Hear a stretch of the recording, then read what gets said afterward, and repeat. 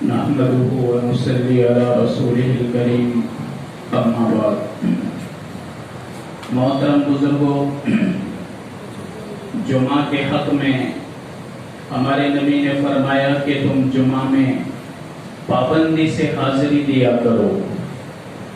ایک حدیث میں آپ نے فرمایا کہ جمعہ کی برکت سے اللہ تعالیٰ جنتوں کو آسان کرتا ہے، اور امام سے قریب بیٹھا کرو۔ جمعہ کے دن امام سے قریب بیٹھا کرو، اس لیے کہ جو پیچھے رہتا ہے، اللہ فرماتے ہیں، اللہ کے حبیب فرماتے ہیں کہ وہ جنت کے اندر چلے جانے کے بعد بھی پیچھے رکھا جاتا ہے۔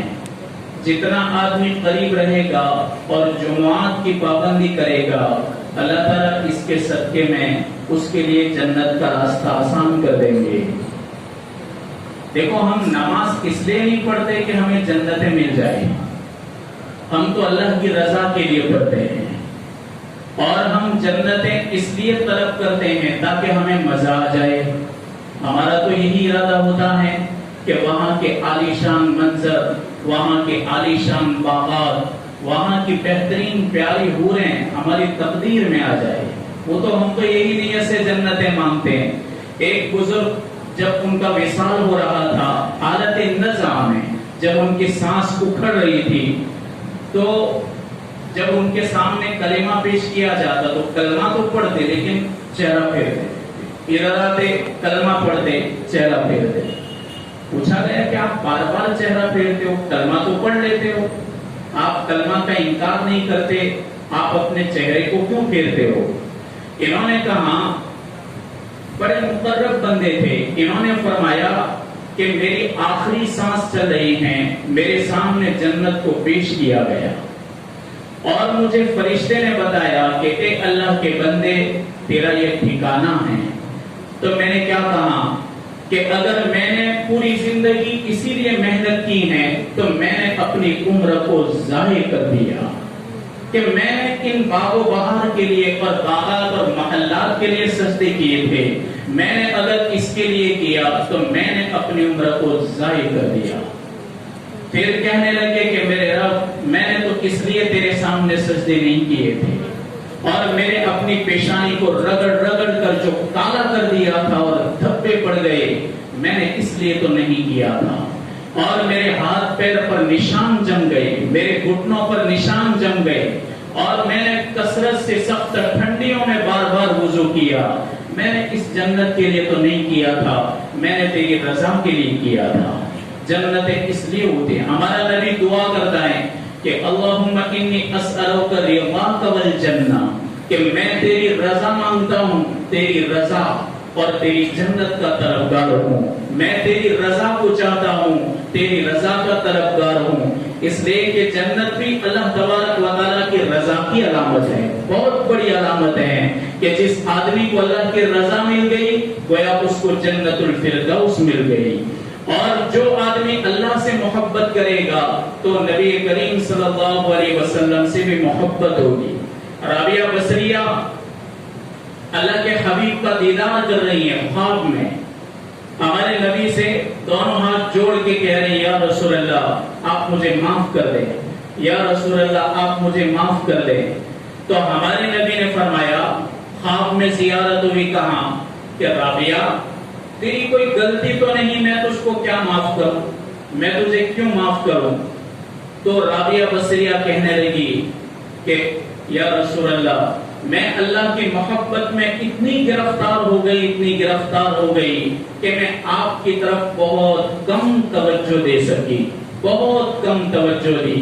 میں اللہ کی محبت میں اتنی ڈوبی ہوئی تھی کہ آپ کی طرف زیادہ میں توجہ نہیں دے پائی، اس وجہ سے آپ مجھے معاف کر دینا۔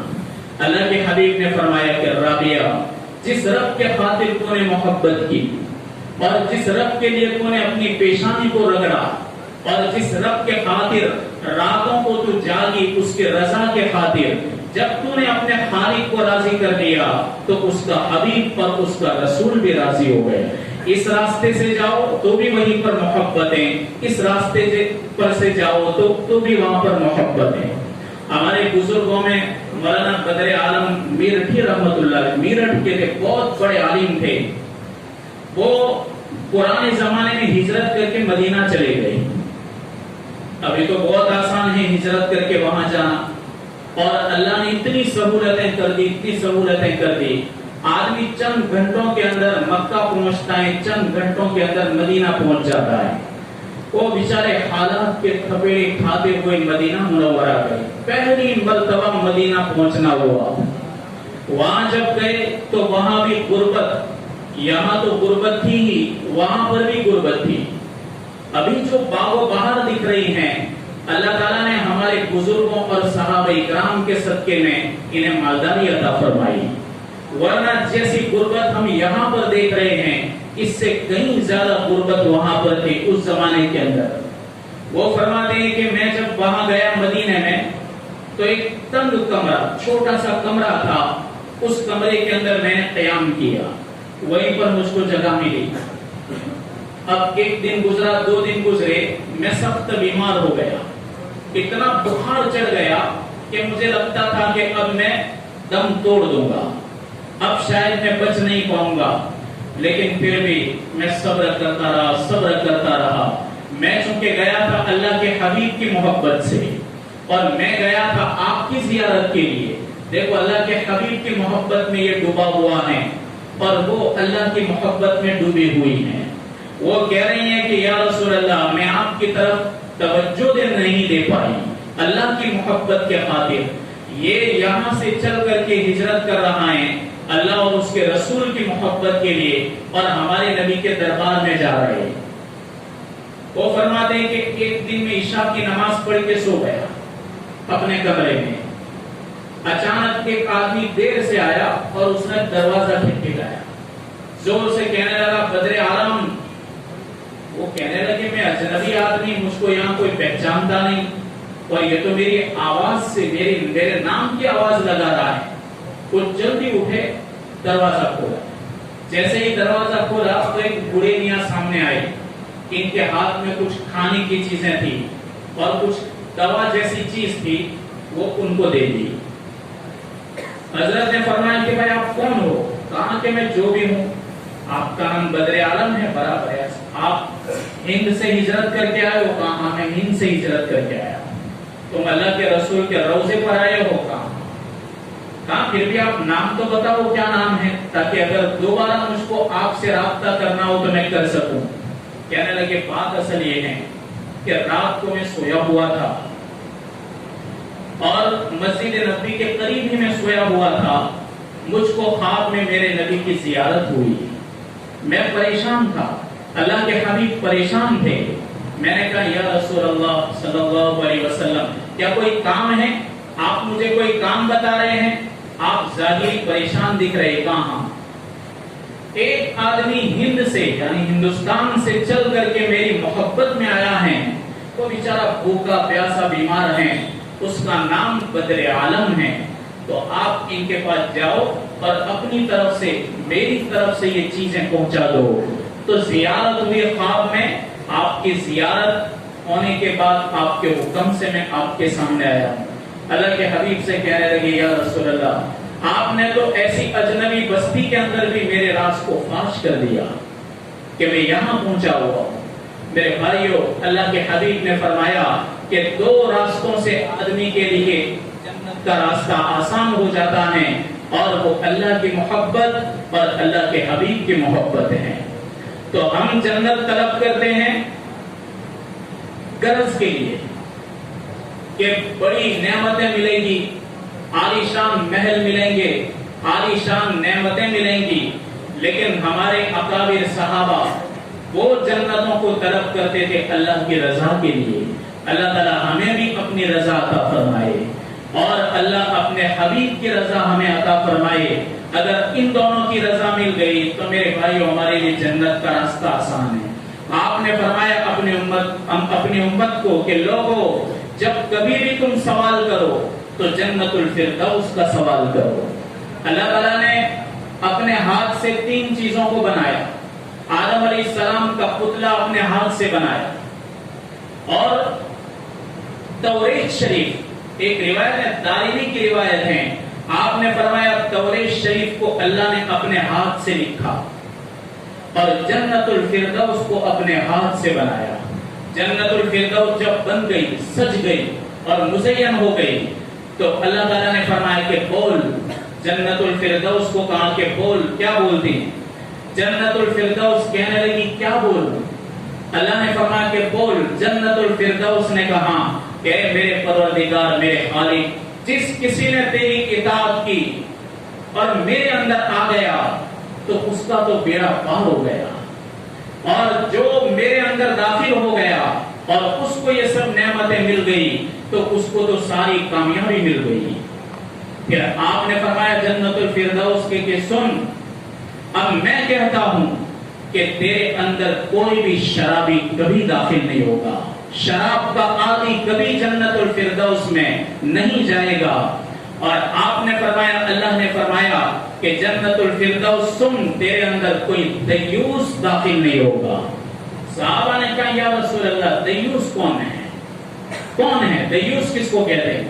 آپ نے فرمایا کہ دیوس وہ شخص ہیں جو یہ جانتا ہو کہ میرے گھر کے اندر میری اہلیہ، میری بیوی بدکاری پر ہیں اور اس کو وہ ڈھیل دیتا ہو اور اس بدکاری کے ساتھ وہ رضا کا اظہار کرتا ہو، تو اس سے بڑا روئے زمین پر کوئی دیوس نہیں ہے.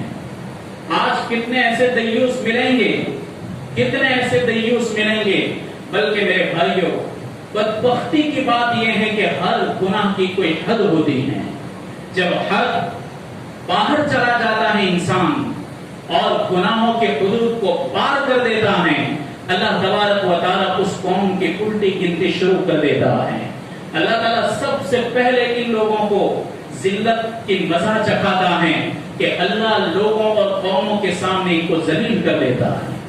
اس سے بڑی دیوسی کیا ہوگی کہ ایک گناہ ہو رہا ہو اور وہ گناہ کبیرہ ہو اور اس گناہ کبیرہ کو ریکارڈ کیا جا رہا ہو اور ریکارڈ کرنے کے بعد اس کی کلپ شکل دی جا رہی ہو اور اس کے بعد پھر اس کو لوگوں تک پہنچایا جا رہا ہو. اس سے بڑا بدبخت اور ذلیل اور حرامی کون ہو سکتا ہے؟ میرے بھائی، جو یہ سب حرام کام ہو رہے ہیں، جب کوئی بھی گناہ کبیرہ اپنی سطح سے آگے بڑھتا ہے، اللہ تبارک و تعالیٰ اگر اس کو روکا نہیں جاتا تو پھر اچھے کیا برے کیا اچھوں کو بھی اللہ تعالیٰ عذاب کے اندر سمیٹ لیتا ہے. تو آپ نے فرمایا جنت بنانے کے بعد تیرے اندر دیوس کبھی نہیں داخل ہوگا. پھر اللہ تعالیٰ نے جنات و عدن بنائی، جنات و عدن اپنے ہاتھ سے بنائی، اس کو مزین کیا اور اس کی باغ و بہار سجائی. اللہ نے وہاں کے محلات سجائے اور سجانے کے بعد پھر کہا جنات و عدن کو بول. اس نے کہا کیا بولوں؟ اللہ نے فرمایا کہ بول ان الذين آمنوا وعملوا الصالحات لهم جنات النعیم اور جنات عدن مفتحۃ لهم الابواب، کہ جنات و عدن جس کے دروازے کھلے ہوئے چھوڑ دے گا اللہ تعالیٰ اپنے فرمانبرداروں کے لیے. پھر اللہ نے اس کو کیا کہا کہ دیکھ تو بن گئی، اب سن تیرے اندر بخیل کبھی داخل نہیں ہوگا. اللہ تعالیٰ فرماتے ہیں کہ اتنی بڑی نعمتیں اور اتنی بڑی جنت کہ جہاں ایک محل سے دوسرے محل کا فاصلہ 1000 سال کا ہو اور ایسے ہزاروں محلات ہو اور اتنی بڑی نہریں جو فردوس پہاڑ ہیں جنت کے اندر، وہ جنت فردوس کے پہاڑ سے نہریں نکلتی ہیں اور یہ ساری نہریں جنات و عدن کے اندر بہتی ہیں اور یہ ساری نہریں جنات النعیم کے اندر بہتی ہیں اور یہ ساری نہریں جنت الفردوس میں بہتی ہیں. اللہ فرماتے ہیں کہ اتنی بڑی نعمتیں میں کسی بخیل کو نہیں دوں گا. اللہ نے ان دونوں جنتوں کو فرمایا. جب کسی ایمان والے کا درجہ وہاں بلند ہوتا ہے، جو ہمارے مرحومین میں سے کوئی چلا گیا قبرستان کے اندر، پھر اللہ تعالیٰ اس کے درجہ کو بلند کرتا ہے تو پوچھتا ہے کہ میرے رب یہ کیسے ہو گیا، میرا درجہ کیسے بڑھ گیا؟ اللہ فرماتے ہیں کہ میرے بندے، روئے زمین پر تیرے حق میں دعائیں ہوئی ہیں اور تیری اولاد نے تیرے حق میں استغفار کیا. آج اس کے صدقے میں نے تیرے مرتبہ کو بلند کر دیا. ایک بچہ کہ جس کا باپ روئے زمین سے چلا گیا، جس کی ماں روئے زمین سے چلی گئی اور یہ ایک معصوم بچہ جب مسجد کے اندر آ کر اپنی پیشانی ٹیک دیتا ہے اور پھر سجدے کے اندر کریا گزاری کرتا ہے اور سجدے کے اندر اللہ کی تعریف کرتا ہے، اللہ تبارک و تعالی اس بچے کے ایک ماتھا ٹیکنے کی وجہ سے باپ کی مغفرت کر دیتا ہے۔ کیوں؟ اس لیے کہ وہ اپنی اولاد کی تربیت کر کے آیا ہے، اپنی اولاد کو دیندار بنا کر آیا ہے، اپنی اولاد کو ایسا نیک بنا کر آیا کہ اس کے مرنے کے بعد وہ دعائیں کرتی ہیں، دعائیں مغفرت کرتی ہیں۔ تو ایسی اولاد مرنے کے بعد بھی اپنے والدین کے درجات کو بلند کرواتی ہیں، کہتی ہیں کہ یا اللہ میرے باپ کی مغفرت فرما، میری ماں کی مغفرت فرما۔ جیسے ہی اللہ تعالیٰ اس کو قبول کرتا ہے، اللہ تبارک و تعالیٰ اس کے لیے راستوں کو آسان کرتا ہے۔ آپ نے فرمایا میری امت کو میرے سامنے کیا گیا، اللہ کے حبیب نے فرمایا میری امت کو میرے سامنے کیا گیا، 3 آدمی میرے سامنے ایسے لائے گئے جو سب سے پہلے جنت میں داخل ہوں گے، اس کے بعد 3 آدمی ایسے میرے سامنے لائے گئے جو سب سے پہلے جہنم میں داخل ہوں گے۔ صحابہ نے کہا یا رسول اللہ صلی اللہ علیہ وسلم آپ ہمیں بتائیے کہ وہ 3 شخص کون ہیں جو سب سے پہلے جنت میں داخل ہوں گے؟ تو آپ نے فرمایا سب سے پہلے شہید جو اللہ کے نام کی سربلندی کے لیے اور اللہ کے دین کو شائع کرنے کے لیے اور اللہ کے دین کو لوگوں تک پہنچانے کے لیے اپنی جوانی کو خرچ کرتا رہا اور بڑھاپے تک خرچ کرتا رہا اور اسی میں اس کی موت آ گئی، اللہ فرماتے ہیں میں اس کو سب سے پہلے جنت میں داخل کروں گا۔ پھر آپ نے فرمایا جنت میں سب سے پہلا ایک تو شہید جائے گا، پھر آپ نے فرمایا ایسا غریب پر تنگدست کہ جو محنت پر مزدوری کرتا رہا، محنت مزدوری کر کے اپنے بال بچوں کی کفالت کرتا رہا، اپنے ماں باپ کی کفالت کرتا رہا اور پورا دن تھکتا رہا رزق حلال کے خاطر، حلال کمائی کے خاطر اور حلال کما کر کے اپنی اولاد کو کھلاتا رہا۔ اللہ فرماتے ہیں اس کے باوجود اس نے مخلوق کے سامنے اپنے ہاتھ کو نہیں پھیلایا، سوال کا ہاتھ نہیں پھیلایا۔ اللہ تبارک و تعالیٰ اس کے صدقے میں جو اپنے ہاتھ کو بچاوے اور سوال نہ کرے، محنت کرے، تو اللہ تبارک و تعالیٰ ایسے آدمی کو بھی سب سے پہلے جنت کے اندر داخل کرے گا۔ تو سب سے پہلے شہید اور دوسرا آدمی وہ کہ جو رزق حلال کے خاطر تھکتا ہو، گرمی برداشت کرتا ہو، سردی برداشت کرتا ہو، بیماری برداشت کر لیتا ہو، بھوک پیاس برداشت کر لیتا ہو اور یہاں تک کہ اپنے بدن پر آنے والی چوٹ کو برداشت کر لیتا ہو لیکن کسی کے سامنے اپنا ہاتھ نہ پھیلاتا ہو، آپ نے فرمایا اس آدمی کو بھی اللہ جنت کے اندر پہلے داخل کرے گا۔ اور آپ نے فرمایا میری امت کا وہ آدمی جو لوگوں کے درمیان اصلاح کرتا ہو، صلح کرتا ہو اور لوگوں کو خیر کی طرف بلاتا ہو اور لوگوں کو امر بالمعروف اور نہی عن المنکر کی تلقین کرتا ہو، ایسا آدمی بھی جنت کے اندر پہلے داخل ہوگا۔ پھر صحابہ نے کہا یا رسول اللہ وہ 3 آدمی کون ہیں جس کو اللہ جہنم میں داخل کرے گا؟ آپ نے فرمایا کہ سب سے پہلا وہ امیر جو ظلمن اپنے طاقت کے بل بوتے پر حکومت قائم کر رہا ہو اور لوگوں کو ڈراتا ہو، دھمکاتا ہو اور لوگوں کو ظلم کر کے ایسا ڈراتا ہو کہ وہ اپنی ہر ہاں میں ہاں کہلاتا ہو اور اپنے ہر نا کے اندر ان کو نا کہنے پر مجبور کرتا ہو، ایسا امیر سب سے پہلے جہنم میں جائے گا۔ دوسرا وہ آدمی جس کو اللہ نے مال دیا لیکن اس نے کبھی اللہ کا حق ادا نہیں کیا اور غریبوں اور مسکینوں کا حق ادا نہیں کیا۔ تیسرا ایسا فقیر جو ہے فقیر لیکن بڑی بڑی باتیں کرتا ہو، فخر کرتا ہو۔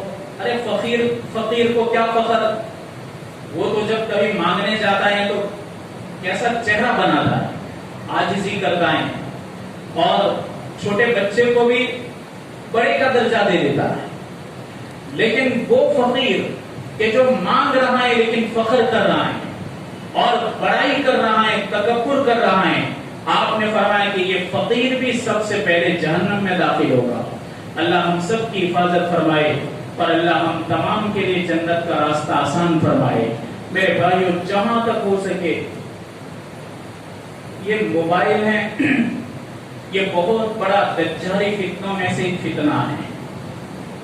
دیکھو کہنے میں ہر ایک کہتا ہے، جو چلاتا ہے وہ بھی کہہ رہا ہے، چلا رہا ہے وہ کہہ رہا ہے دجالی فتنہ ہے، اس لیے کہ بولنا تو بہت آسان ہے، بولنا تو بہت آسان ہے، لیکن اس کو نکال دینا، ہٹا دینا، یہ کمال ہے۔ ہم دیکھتے ہیں سماج کے اندر کبھی یہ واٹس ایپ کو لے کر خلفشار ہوتا رہتا ہے۔ میں نے تو آپ کو کئی سال پہلے کہا تھا کہ واٹس ایپ کے نظام کو ختم کرو، یہ گروپوں کو ختم کرو، یہ گروپوں سے نکل جاؤ، یہ سب سے بدترین کینسر کی بیماری ہے۔ اگر دینی بات حاصل کرنی ہے، گھروں کے اندر کتابیں پڑھو، علماء کے بیانات سنو، علماء کی کتابیں پڑھو، اور نیک لوگوں کے پاس بیٹھ کر کے نیکی کی باتوں کو سنو اور ان سے سیکھو۔ باقی تم چاہو کہ اس کے ذریعے ہم عالم بن جائیں گے تو یہ سب خیال نکال دینا، اس میں ہر قسم کی جھوٹی اور سچی خبریں ہوتی ہیں۔ اور یاد رکھو، اللہ کے حبیب نے فرمایا کہ قیامت کے دن جہنم میں بہت بڑے بڑے ستون اور پلر ہیں، جتنا بوجھ ہوتا ہے اتنا پلر بڑا ہوتا ہے۔ ہم بعض عمارتیں دیکھتے ہیں، آپ نے پل دیکھے ہوں گے، پل اور لینس پل ہوتے ہیں، پل کا ایک ہی بیم ہوتا ہے، ایک ایک بیم کے اوپر پورا پل ٹکا ہوا ہوتا ہے، لیکن آپ دیکھو اس کا بیم کتنا بڑا ہوتا ہے، اس کا پلر کتنا مضبوط ہوتا ہے۔ اب جب یہاں ایسے پلر ہیں، آپ نے فرمایا جہنم کے سب سے بڑے بڑے پلر، کتنا بڑا پلر، 100 سال تک آدمی چلتا رہے لیکن اس کی موٹائی پوری نہیں ہوگی، اتنے بڑے بڑے پلر۔ ان پلر کے ساتھ اللہ تعالیٰ ایک قوم کو باندھ دے گا، کیسے؟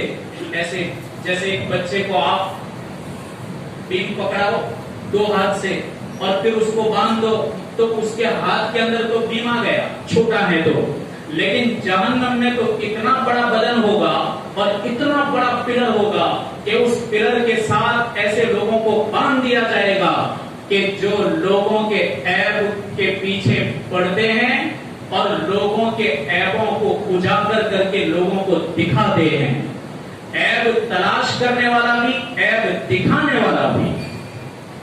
اور یہ سب خرافات تمہارے واٹس ایپ پر ہو رہے ہیں، گندی تصویریں، بے حیائی اور بے شرمی کی حد ہو گئی۔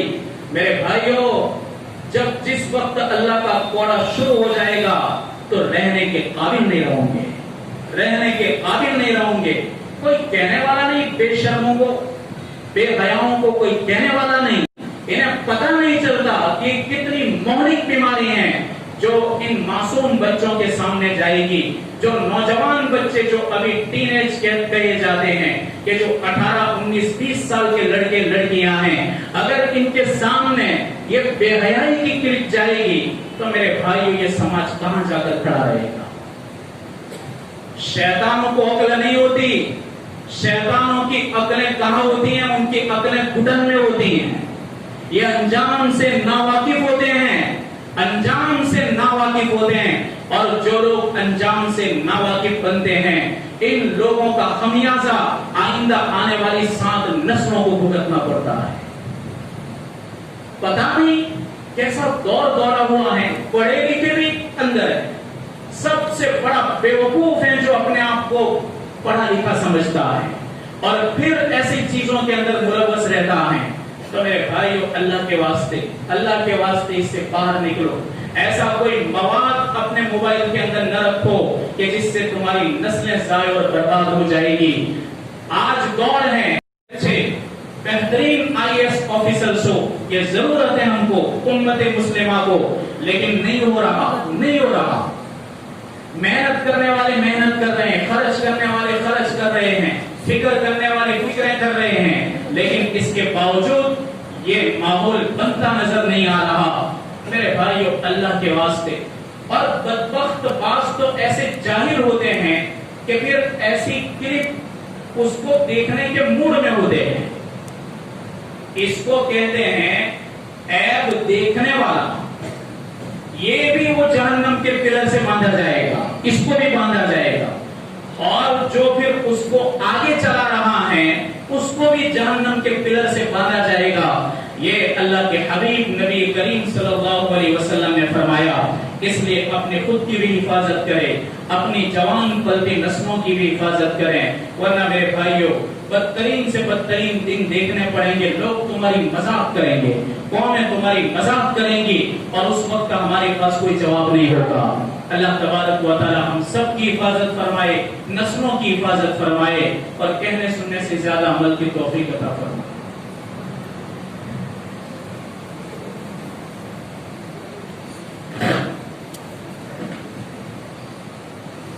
یا رب لک الحمد حمدا دائما ما ترضى ويا رب لك الحمد حمدا خالدا. اللهم لك الشكر كله ولك الحمد كله ولك الخلق كله بيدك الامر كله. اللهم لك الحمد وانت المشتكى وانت المستعان. اللهم احفظنا من كل بلاء الدنيا وعذاب الاخره, توفنا مسلمين والحقنا بالصالحين بلا خزايا ولا ندم ولا محروم.